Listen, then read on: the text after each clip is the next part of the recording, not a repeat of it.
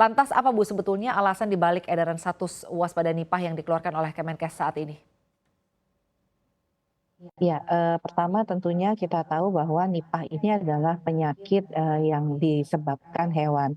Jadi memang ini adalah penyakit zoonotik. Nah, kita tahu kalau penyakit, zoonotik ini penyakit yang artinya terjadi lompatan dari hewan kepada manusia. Nah, melihat hal ini kita tahu bahwa hampir semua penyakit yang menimbulkan wabah atau kejadian luar biasa yang artinya terjadi banyak orang sakit dalam waktu yang singkat, itu adalah umumnya rata-rata penyakit zoonotik termasuk yang menimbulkan pandemi.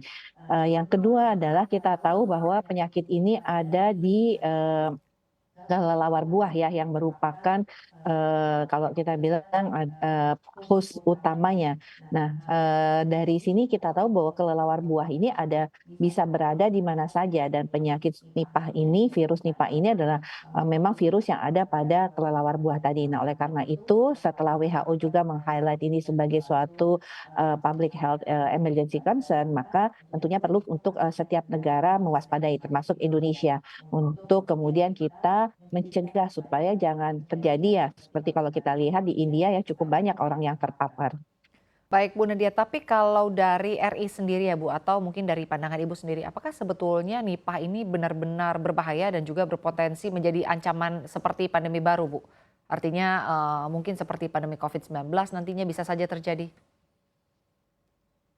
Iya, yang pertama kita tahu bahwa penyakit nipah ini kan, berbeda dengan seperti COVID-19 ya, bahwa penularannya ini adalah dengan kontak langsung ya, dengan, cairan, misalnya air seni, kemudian, dengan, eee, as cairan dari pernafasan, kemudian dari darah dan sebagainya ya. Nah, berbeda dengan COVID-19 yang penularannya itu adalah dengan, terjadi pada saluran pernafasan, artinya dia melalui droplet ya. Jadi orang batuk kemudian langsung terhirup dan itu bisa membuat sakit. Tapi kalau ini adalah kontak langsung, artinya masuk bisa kontak langsung itu cairannya melalui, eee, saluran pernafasan atau melalui saluran cerna, seperti misalnya memakan buah yang sudah terkontaminasi dari kelelawar buah yang sakit, atau juga misalnya daging yang, terinfeksi virus nipah ya. Nah, kasus di India ini adalah terjadi karena, peternakan babi ya, sehingga kemudian, meluas kepada, penularan kepada manusia.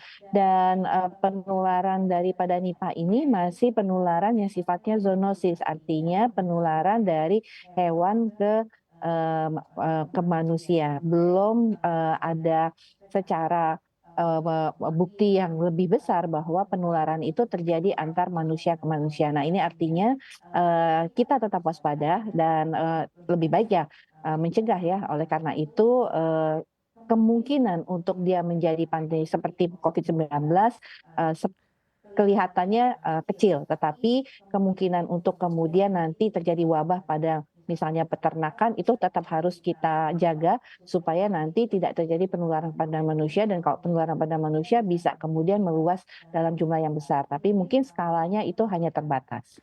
Baik Bu, dengan adanya artinya tingkat kewaspadaan yang harus ditingkatkan ya Bu. Kalau dari pemerintah sendiri langkah-langkah apa Bu yang artinya sekarang tengah disiapkan agar artinya kita kemudian nanti tidak kebobolan lagi Bu seperti apa yang terjadi di pandemi COVID-19.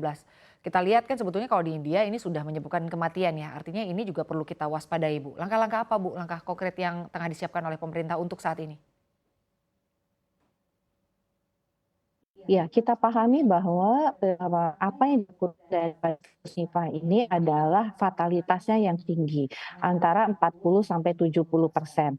Nah, oleh karena itu, untuk mendeteksi dini, karena secara klinis gejalanya itu tidak khas ya, sama seperti, gejala penyakit-penyakit, meriang, batuk, pilek, nggak enak badan, seperti itu. Tapi kemudian terjadi penurunan kesadaran, bahkan kemudian radang pada otak.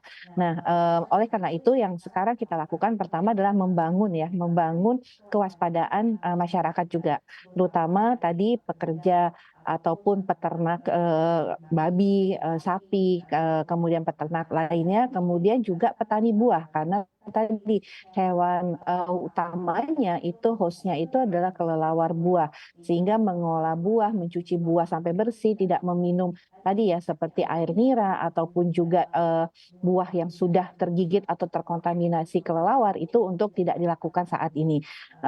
Kemudian dua hal itu yang kita lakukan ya. Selain tentunya menjaga bagaimana pintu-pintu masuk negara kita ya, baik bandara, laut, dan darat, mengingatkan kepada pelaku perjalanan luar negeri, terutama mereka yang melakukan perjalanan ke daerah misalnya ke India yang saat ini memang sedang melaporkan adanya kasus. Yang pertama kalau bisa dihindari, yang kedua kalau memang tidak bisa dihindari tentunya melakukan upaya-upaya menghindari ya orang-orang ya atau daerah-daerah yang memang kasusnya sedang banyak, kemudian tidak menjenguk orang yang sakit seperti itu atau kemudian tidak melakukan beberapa faktor risiko ya seperti makan daging mentah ataupun minum-minum secara langsung dari buah yang belum dibersihkan ataupun diolah. Nah, yang lain adalah kita melakukan penguatan sosialisasi ke tenaga kesehatan mulai dari puskesmas, rumah sakit dan laboratorium untuk bisa nanti kalau ada yang datang dengan gejala-gejala Nipah, tapi kemudian menceritakan juga ada faktor resiko ya, karena ada Nipah tadi karena gejala klinisnya tidak jelas, kemudian bisa segera menangani dan kalau memang perlu dilakukan rujukan segera supaya tidak terlambat dan tadi tidak berakhir kepada kematian. Baik Bu Nadia, singkat saja Bu, terakhir hingga kini apakah sudah ada keluhan atau temuan begitu ya bagi warga RI yang mungkin saja sudah terkena virus Nipah atau juga terkait dengan vaksin dan juga obat Bu? Hingga saat ini kan vaksin dan juga obat masih belum ditemukan. Perkembangannya untuk update-nya hingga saat ini sudah seperti apa Bu?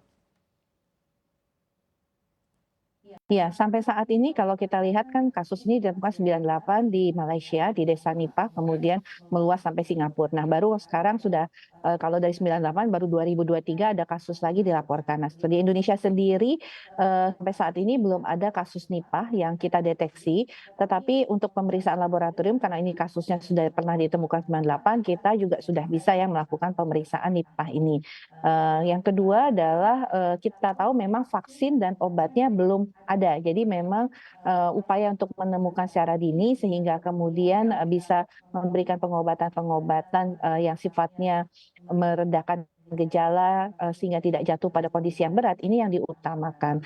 Vaksin sendiri memang belum ada sampai saat ini, oleh karena itu membangun kesadaran, kewaspadaan dari masyarakat ini juga menjadi penting untuk kita bisa mencegah perluasan ataupun juga tadi orang yang melakukan perjalanan luar negeri, kita ingatkan kalau kemudian pulang dari perjalanan di luar negeri, demam ataupun memiliki gejala sakit lainnya, segera lakukan pemeriksaan.